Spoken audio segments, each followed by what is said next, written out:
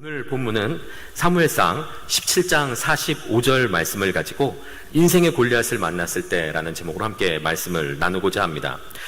여러분, 오지의 마법사라는 소설이 있습니다. 아마 제목을 들어보신 분들이 계실 거라고 생각을 합니다. 내용은 이렇습니다. 회오리바람에 휩쓸려 오지라는 마법 대륙에 떨어진 도로시가 주인공이죠. 그래서 도로시가 집으로 돌아오기 위해서 오지의 마법사가 사는 에메랄드의 성으로 향하는, 그리고 마침내 집으로 돌아오는 그러한 내용이죠. 자, 에메랄드 성에 도착해서 보니까 성에 들어가기 위해선 그 에메랄드 성은 모두 다 에메랄드 보석과 각종 보석으로 지어졌기 때문에 광채로 눈이 멀 수 있다는 것이죠. 그래서 눈을 보호하기 위한 특별한 눈을 보호하는 안경을 써야 한다는 이야기를 문지기에게 듣게 됩니다. 그래서 도로시 일행은 안경을 착용하고 성에 들어가죠. 그랬더니 봤더니 정말로 도시 전체가 에메랄드로 지어진 아름다운 도시였습니다. 그런데 실망스럽게도 소설 후반부에 보면은 모든 것이 거짓이라는 것이 드러나게 됐죠. 성은 에메랄드로 지어진 것이 아니라 돌로 지어진 일반 성이었습니다. 단지 성에 들어가기 전에 쓴 그 안경의 렌즈가 초록색이라 에메랄드로 보였던 것 뿐이죠. 이 사실을 모르는 성의 주민들은 여전히 초록색 안경을 쓰고 자신은 에메랄드 성에 살고 있다고 믿으며 살아가게 됩니다. 다소 허점이 있습니다. 안경을 쓰자마자 주변이 갑자기 색깔이 바뀌니까 금방 알아채겠죠. 이런 허점이 있지만 이 이야기는 우리에게 중요한 교훈을 줍니다. 무엇입니까? 사람은 누구나 안경을 쓰고 산다는 것이죠. 자신만의 안경을 쓰고 세상을 바라보며 산다는 것입니다. 우리는 이 안경을 관점이라고 부릅니다. 사람마다 각자 관점을 가지고 세상을 바라보고 해석하며 이해하고 살아가고 있습니다. 사람은 이와 같이 주관적인 관점으로 세상을 해석합니다. 사람들은 팩트를 중요시하죠. 그리고 객관적 진리, 객관적 사실을 찾아 헤매지만 그 누구도 객관적 사실 그 자체를 기억하며 사는 사람은 아무도 없습니다. 모두 다 그 객관적인 사실을 전에 듣거나 보고 난 뒤에 그것을 자신의 관점으로 해석한 뒤에 기억하는 것이죠. 그래서 과거에 있었던 일들을 모여서 한번 이야기할 때 보면은 서로 각자 다르게 기억하는 것을 발견하실 때가 있을 것입니다. 왜 그렇습니까? 각자 동일한 일, 동일한 날짜, 동일한 시간을 겪었어도 다르게 기억하기 때문이죠. 각자의 관점을 가지고 현실을, 객관적 사실을 해석해서 기억하기 때문에 각자 다르게 과거에 있었던 일들을 기억하는 것을 발견할 수가 있습니다. 관점이 중요한 이유는 관점으로부터 가치 판단의 기준이 세워지기 때문입니다. 이게 무슨 말입니까? 사람마다 보는 관점이 다릅니다. 중요시 여기는 관점들이 전부 다 다른 것이죠. 그러다 보니 삶의 가치가 조금씩 달라집니다. 우선순위가 달라지는 것이죠. 어떤 선택을 하는 데 있어서 우선순위가 사람마다 전부 다 다르다는 말씀입니다. 우리는 이것을 가치관이라고 부릅니다. 건강보다, 예를 들자면 이런 것이죠. 건강보다 재물의 가치를 둔 사람은 건강을 담보로 열심히 돈을 법니다. 몸이 조금 아파도 돈을 아끼기 위해서 병원 가는 것을 하루 이틀 미루고 마침내 가지 않는 경우도 생기는 것이죠. 반대로 건강에 더 가치를 둔 사람들은 어떻습니까? 건강에 더 가치를 둔 사람들은 돈으로 건강을 사려고 하는 것처럼 보일 때가 있습니다. 돈을 들여서 운동하고 빚을 내서라도 좋은 약을 먹고 몸이 조금만 이상해도 병원을 찾습니다. 왜 그렇습니까? 두 사람의 가치가 동일한 상황 가운데 있더라도 서로 가치관이 다르니 다른 행동을 하게 되는 것이죠. 이와 같이 사람은 가치관에 따라서 서로 다른 선택을 하게 됩니다. 자, 그렇다면 그리스도인의 관점은 어떨까요? 그리스도인 역시 특별한 안경을 끼고 세상을 살아갑니다. 그 안경의 이름은 믿음입니다. 믿음이라는 이름의 안경을 쓰고 살아가는 것이죠. 이 믿음이라는 안경은 어떻습니까? 세상 사람들은 절대로 구할 수 없는 안경이죠. 보이지 않는 것을 보게 하며 오히려 눈에 보이는 세상의 헛된 실체들을 분별하게 하는 능력이 있습니다. 눈에 보이지 않으시는 영이신 하나님을 바라볼 수 있게 하며 아직 이루어지지 않은 하나님의 약속들이 이미 이루어진 것으로 여기며 소망하며 살게 하는 것이 바로 이 믿음이라는 이름의 안경입니다. 오늘 본문에서도 보면은 믿음의 관점으로 이 믿음의 안경을 쓰고 행동하는 한 사람이 등장하죠. 바로 다윗입니다. 단 한 사람, 믿음의 안경을 쓴 사람이 등장을 합니다. 때는 언제입니까? 이스라엘과 블레셋의 전쟁이 일어나서 군사가 대치하고 있을 때 블레셋 진영에서 한 거인이 등장하죠. 사무엘상 17장 4절 말씀입니다. 블레셋 사람의 진에서 싸움을 도두는 자가 왔는데 그 이름은 골리앗이요 가드 사람이라. 그 신장은 6규빗 한 뼘이요. 아멘. 이렇게 이야기합니다. 골리앗의 키는 약 3m였습니다. 지금 여기서 말씀하는 6규빗 한 뼘은 약 3m 정도 됩니다. 네, 제 키가 조금 작아서 2m만 되는 사람을 보아도 굉장히 주눅드는데 3m는 상상도 되지 않습니다. 여러분, 3m 되는 사람 아주 그냥 거구 앞에 서면 어떤 느낌이 드실 것 같습니까? 그렇게 거대한 장신인데 성경 말씀 보니까 시간 관계상 읽진 않겠지만 그 뒤에 있는 5절과 6절과 7절 말씀들을 보면은 그는 57kg이 넘는 갑옷을 입고 있습니다. 그리고 거대한 창으로 또한 무장을 했죠. 그 앞에는 방패를 든 사람이 그를 보호하고 있었습니다. 그의 외모는 보는 사람을 압도하는 것이죠. 골리앗은 이스라엘 군에서 대표한 사람이 나와서 나와 1대1로 싸우자라고 제안하며 아무도 나오지 않으니까 이스라엘 군대를 조롱하고 모욕합니다. 이에 대한 이스라엘 군사들의 반응은 어떻습니까? 사무엘상 17장 11절 말씀입니다. 사울과 온 이스라엘이 블레셋 사람의 이 말을 듣고 놀라 크게 두려워하니라. 아멘. 이렇게 이야기를 합니다. 크게 두려워했더라 라는 것이 사람들의 일반적인 반응입니다. 오늘 나누고자 하는 첫 번째 말씀은 바로 이것입니다. 육안의 의지에서만 살게 되면은 실체 없는 두려움에 빠지게 된다는 것이죠. 이게 무슨 말씀입니까? 눈으로 있는, 우리의 육신의 눈으로만 세상을 바라보고 판단하고 해석하고 받아들이며 사는 사람들은 실체 없는 두려움, 아직 나에게 일어나지도 않았고 또한 임하지도 않았고 임하지도 않을 여러 가지 염려와 걱정과 근심과 두려움 가운데 빠져 산다는 말씀입니다. 세상 사람들이 그렇게 살죠. 사울과 온 이스라엘은 골리앗의 외모를 보았고 큰 두려움에 빠졌습니다. 그런데 이 전쟁에서 골리앗이 몇 번의 전투를 벌이고 몇 명의 이스라엘 군사를 죽인 줄 알고 계십니까?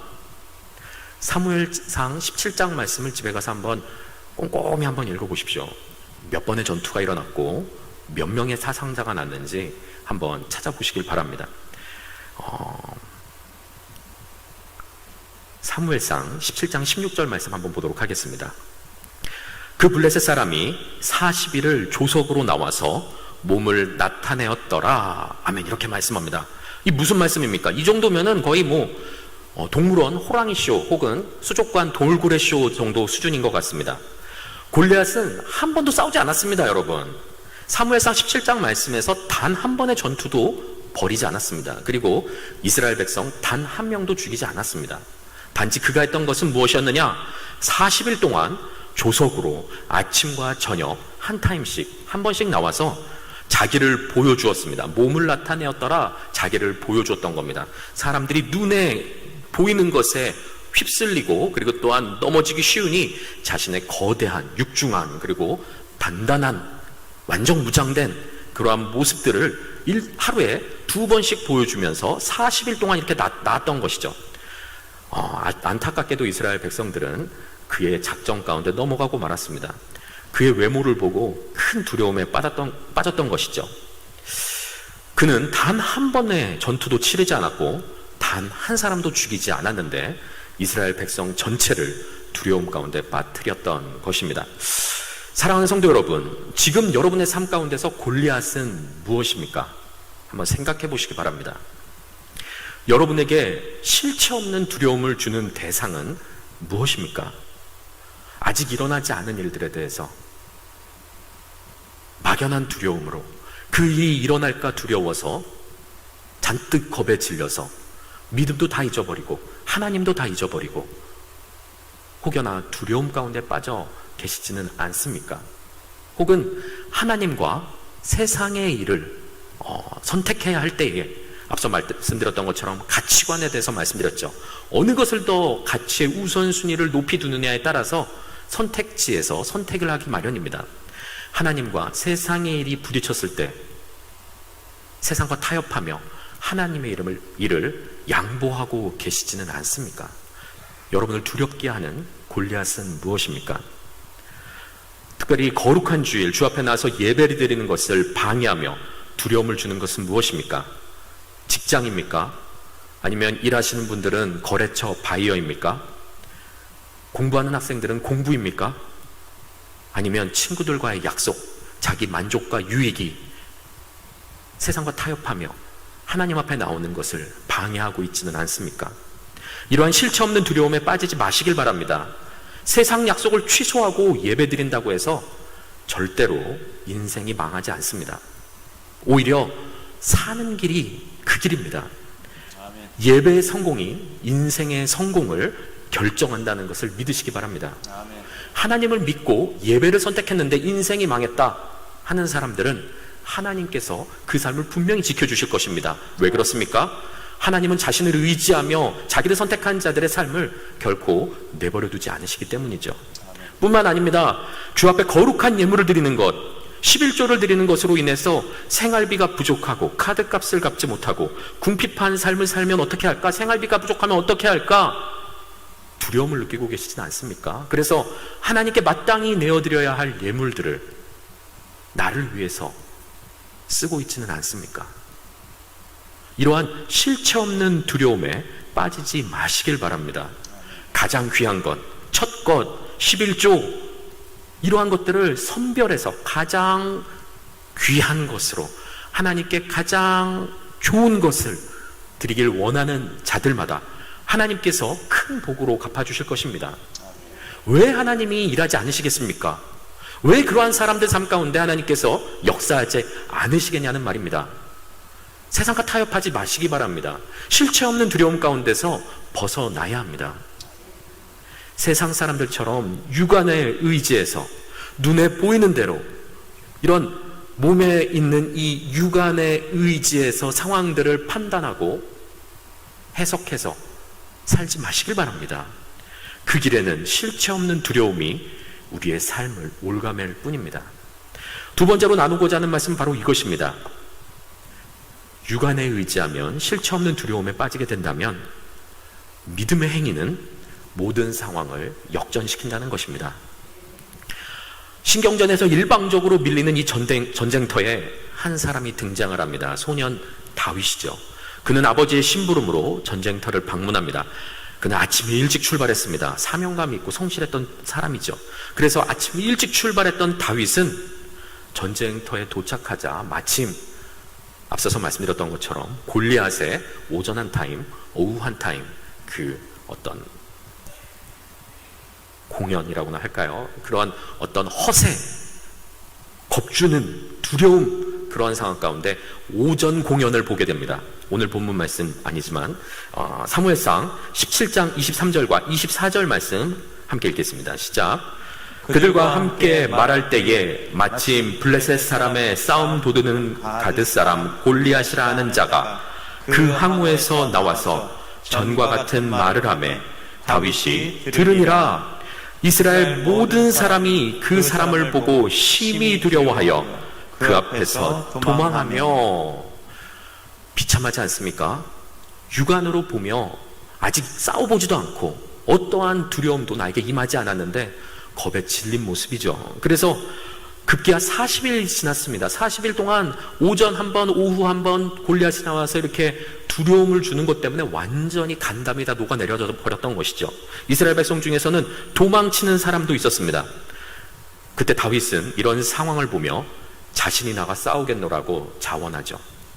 마침내 골리앗과 대면하게 되고 제 개인적으로 생각할 땐 구약 성경에서 가장 아름다운 신앙 고백 중 한 가지다라고 생각되어지는 오늘 본문 말씀을 선포하게 됩니다. 오늘 본문 말씀입니다. 사무엘상 17장 45절 큰 목소리로 한 목소리로 함께 읽어보겠습니다. 시작.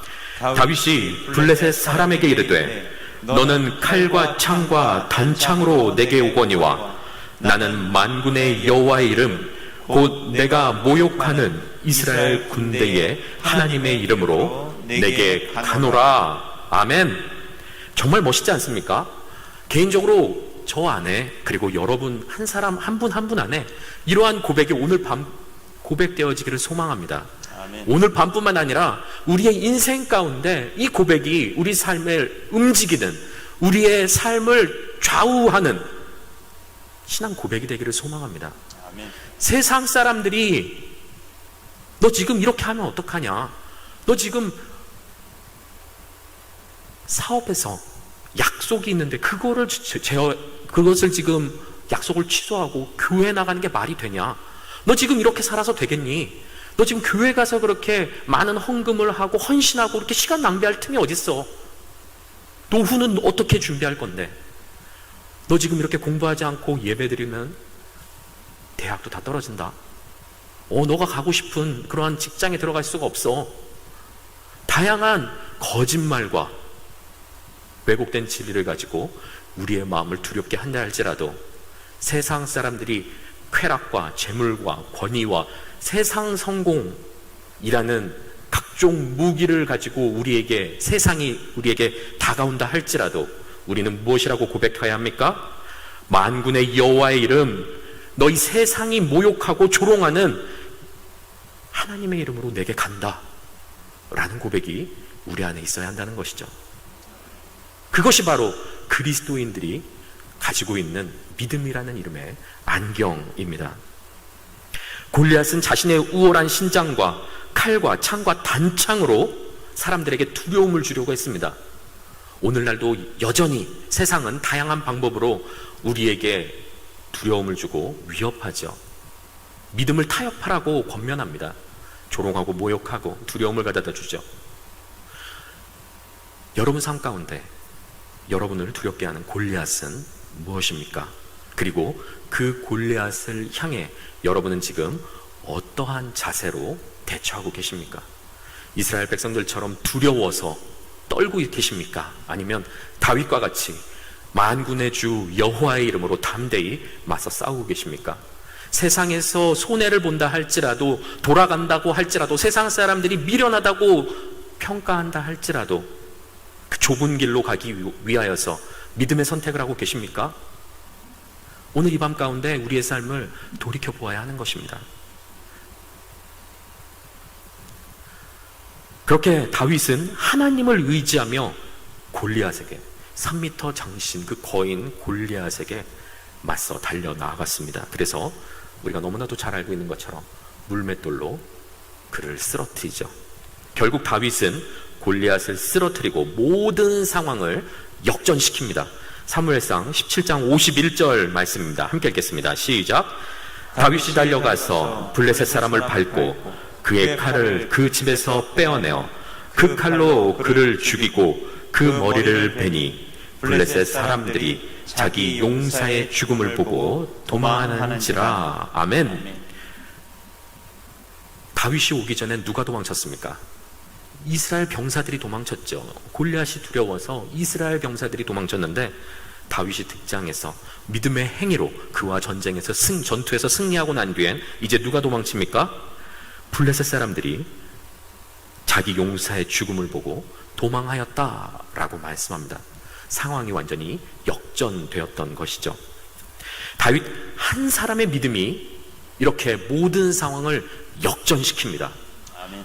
그런데 한 사람이 아니라 이 자리에 참석하신 모든 성도 여러분의 믿음의 행위가 하나님 앞에 영광을 돌려드리고 세상 사람들에게 본을 보인다면 이 지역과 이 나라와 이 교회는 어떠한 힘을 발휘하겠습니까? 상상해 보십시오. 한 사람의 믿음이 전쟁의 전황을 바꿨습니다. 우리 한 사람 한 사람의 믿음의 선택이, 하나님에 대한 믿음의 고백이 이 땅을 변화시킬 줄 믿습니다. 이 세계를 변화시킬 줄 믿습니다. 그러한 믿음을 가지고 우리는 신앙생활을 해야 되는 것이죠. 정확하게 말하자면은 다윗의 믿음이 전황을 변화시킨 것이 아니라 하나님께서 다윗의 믿음을 보시고 승리를 주신 것이죠. 하나님은 때로 우리 인생 가운데 위기와 고난을 허락하십니다. 왜 그렇습니까? 골탕 먹이시려고 그러십니까? 하나님 이렇게 막 괴롭히는 거 좋아하시는 분입니까? 그렇지 않습니다. 하나님께서 왜 이스라엘 백성에게 광야에서 40년 동안 헤매게 하셨습니까? 헤매는 걸 보면서 재밌으셔서 그러셨습니까? 절대로 그렇지 않습니다, 여러분. 신명기 8장 2절 말씀입니다. 너무나도 우리가 사랑하는 말씀, 그리고 너무나도 인생에 진리가 담겨있는 말씀이죠. 한 목소리로 함께 읽도록 하겠습니다. 시작. 내 하나님 여호와께서 이 40년 동안에 너로 광야의 길을 걷게 하신 것을 기억하라. 이는 너를 낮추시며 너를 시험하사 내 마음이 어떠한지 그 명령을 지키는지 아니 지키는지 알려 하심이라. 아멘. 하나님께서 우리 삶 가운데 고난과 시험을 허락하시는 이유는 하나님이 악하신 분이기 때문도 아니고 심심해서 그러신 것도 아니고 귀가 머셔서 우리의 기도가 들리지 않아서도 아니고 하나님의 팔이 짧아서 우리를 구원하지 못하시기 때문도 아니라는 것입니다. 왜 그렇습니까? 고난 가운데 우리의 선택과 행동이 믿음에 의해서 드러나는 것인지 아니면 세상 사람들처럼 육안으로 보고 듣는 것으로 판단하는지가 드러나기 때문입니다. 위기의 때에, 고난의 때에 우리의 신앙이 다 드러난다는 말씀입니다. 이것은 반대로 말하면은 위기는 곧 기회라는 것입니까? 어떤 기회입니까? 하나님께 영광 돌려드릴 수 있는 기회입니다. 우리의 믿음을 증명할 수 있는 기회라는 말씀이죠. 하나님을 기쁘시게 할 수 있는 기회가 바로 우리 삶 가운데 찾아오는 위기와 고난이라는 말씀입니다. 사랑하는 성도 여러분, 여러분 인생 가운데 골리앗을 만나셨습니까? 아니면 인생의 광야길을 걷고 계시는 분은 계시지 않습니까? 기억하시기 바랍니다. 하나님께서 여러분에게 이 상황을 허락하신 것은 하나님께서 여러분의 믿음을 보시기 위함이라는 것이죠. 아멘. 이때 우리는 세상 사람들처럼 동일하게 낙심하고 절망하며 마음으로나 생각으로나 입으로나 행동으로나 하나님을 의심하거나 하나님을 불신하는 선택을 해서는 절대로 안 된다는 것입니다. 하나님 마음에 합당한 믿음의 고백, 그러한 선택, 하나님께 끝까지 의지하는 믿음만이 하나님을 기쁘시게 할 뿐만 아니라 하나님께 영광 돌려드리며 모든 상황을 역전시킨다는 것을 믿으시기 바랍니다. 아멘. 다윗 한 사람의 믿음이 모든 상황을 역전시키고 하나님께 영광을 돌려드렸습니다. 한 사람의 믿음이 이렇게 크다는 말씀입니다. 사랑하는 성도 여러분, 오늘 이 저녁에 다윗과 같이 하나님께서 찾으시고 하나님을 기쁘시게 해드리는 믿음을 소유한 그 한 사람이 되시길 바랍니다. 아멘. 믿음을 가지고 일어서길 바랍니다. 골리앗이 두려워서 도망치는 인생이 아니라 하나님을 신뢰하는 믿음과 정금과 같은 신앙 고백으로 하나님께 영광 돌려드리는 저와 여러분이 되길 예수 그리스도 이름으로 소망합니다. 아멘. 이 시간 함께 나는 믿네 찬양하도록 하겠습니다.